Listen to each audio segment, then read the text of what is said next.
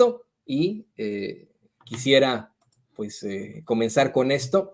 Déjeme saludar con muchísimo gusto al padre Alejandro Solalinde, un incansable luchador por los derechos civiles, por los derechos de los migrantes en México, en Estados Unidos y en varias partes del globo.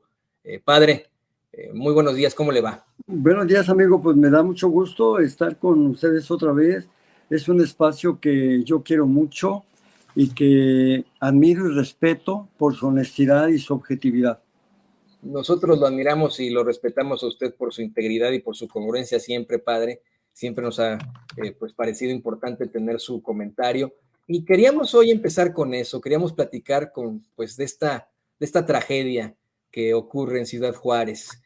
Una tragedia que pues a todas luces tiene que ser cuestionada y enfrentada, pero que desafortunadamente está siendo utilizada para el golpeteo político.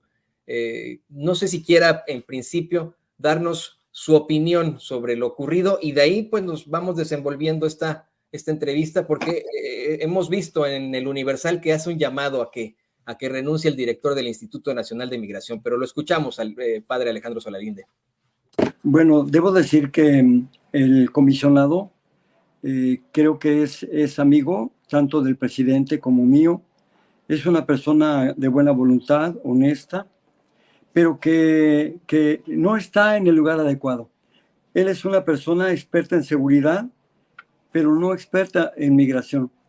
Y por eso han venido sucediendo muchas cosas, no por culpa de él, sino porque realmente le dejaron todo el paquete a él. De estar primero en la Secretaría de Gobernación, que es su ámbito orgánico, natural, fácticamente lo sacan y por las presiones arancelarias de Donald Trump en 2019 lo mandan a Relaciones Exteriores. Él es supeditado a eso, pero sucede que ya ni Gobernación, entiéndase Olga Sánchez Cordero, pero tampoco Marcelo Ebrard, que no conoce, ninguno de los dos conoce de migración, pues entonces dejaron solo al comisionado, y el comisionado que tiene un doctorado en derechos humanos, pero su fuerte no es la migración, es la seguridad. Y entonces él hace y deshace y bueno, va llevando de la mejor buena voluntad al Instituto Nacional de Migración por ese sendero equívoco de la seguridad, cuando que la migración representa una dimensión transversal que tiene que ver con todo. Y entonces él no ha podido más que ofrecer eso que sucedió en Ciudad Juárez. Cárcel para los migrantes, porque las estaciones migratorias son cárceles, no alojamientos, no, son cárceles.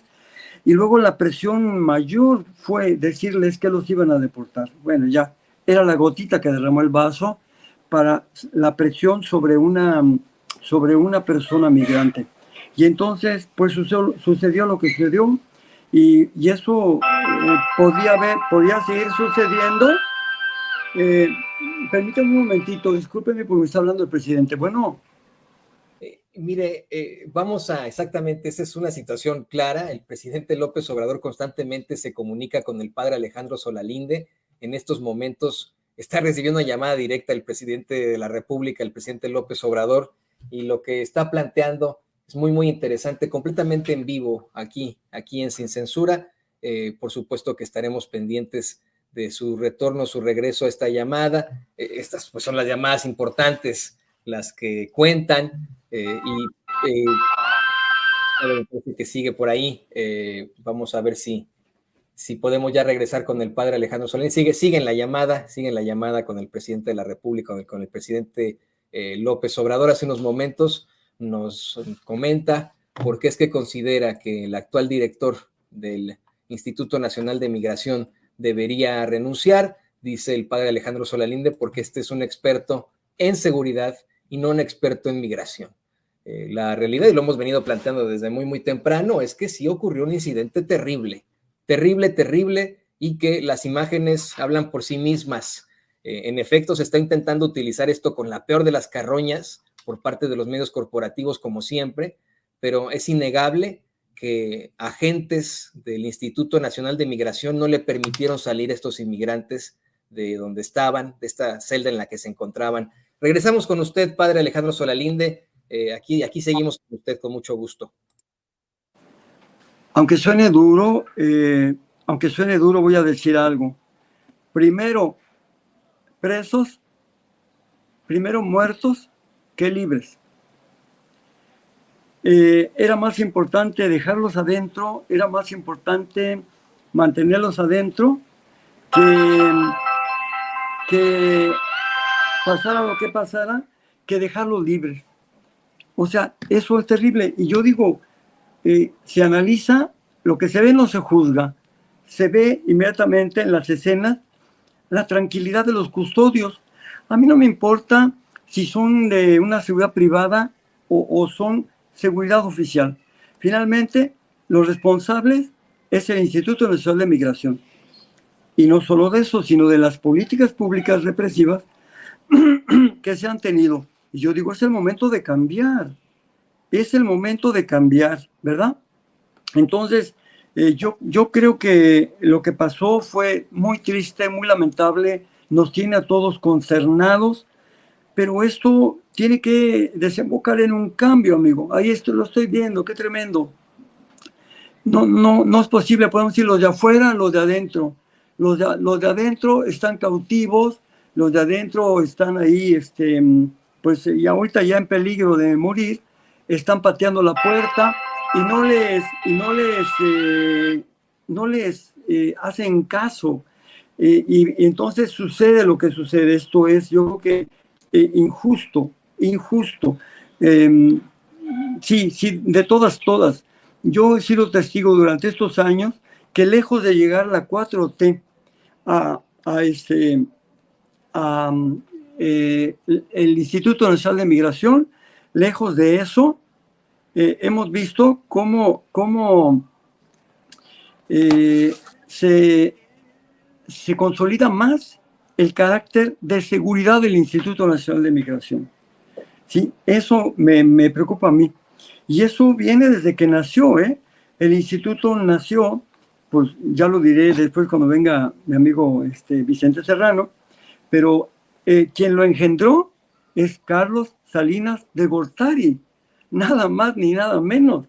Él lo engendró, y no lo engendró un humanista, lo engendró un político corrupto, deleznable, sí, padre de la desigualdad en México y de todas las calamidades que estamos viviendo. Entonces, Carlos Salinas de Gortari es el padre del Instituto Nacional de Migración, ese que guardan y conservan como la joya de la corona. Después, ya durante el gobierno de Fox, lo que hizo Fox es meterlo como buen yunquero que es, porque de yunque, una sociedad tan conservadora como es la de Guanajuato y la de León en especial, bueno, pues lo meten en el nivel de seguridad, lo enmarcan en seguridad, y ya, lo máximo fue cuando viene Felipe Calderón y con su socio cómplice, ¿verdad?, corrupto, Genaro García Luna, y la Policía Federal, que era terrible, pero asociado también a gobernadores corruptos como fue Fidel Herrera Beltrán, empiezan haciendo secuestros, que se oiga bien claro, Genaro García Luna, la Policía Federal y el cómplice de Felipe Calderón, porque no puede decir que no sabía. Felipe Calderón a mí no me puede decir que no sabía. Él sabía perfectamente, porque se lo dijimos en todas las casas del migrante, denunciamos, y gracias a la hermana Leticia Gutiérrez Valderrama, se denunció y se hizo un primer informe aquel 15 de junio de 2009, en el que se denunciaba nada más ni nada menos que en 6 meses había habido 9,758 secuestros, en nada más en 3 meses, en 6 meses. Y al informe siguiente, que fue en 2010 ya, se tuvo 11,333 informes de secuestro. Entonces iba en aumento. ¿Qué pasó? Ya no hubo un tercer informe. ¿Por qué? No hubo un tercer informe porque el presidente entonces, Felipe Calderón, paró los informes, dijo no quiero más informes. Y él argumentó que no era cierto, que estaba mal la metodología, muchísimas cosas, pero paró. Lo que no pararon fueron los secuestros, porque siguieron los secuestros, y yo les recuerdo que en febrero de 2011 yo fui a encarar en su búnker a Genaro García Luna, y le dije, junto con Monte Alejandro Rubido, le dije que pararan los secuestros, porque el comandante Jimmy de la Policía Federal y Fidel Herrera Beltrán estaban haciendo buena parte, por lo menos la tercera parte de los secuestros que había en Veracruz respecto al total.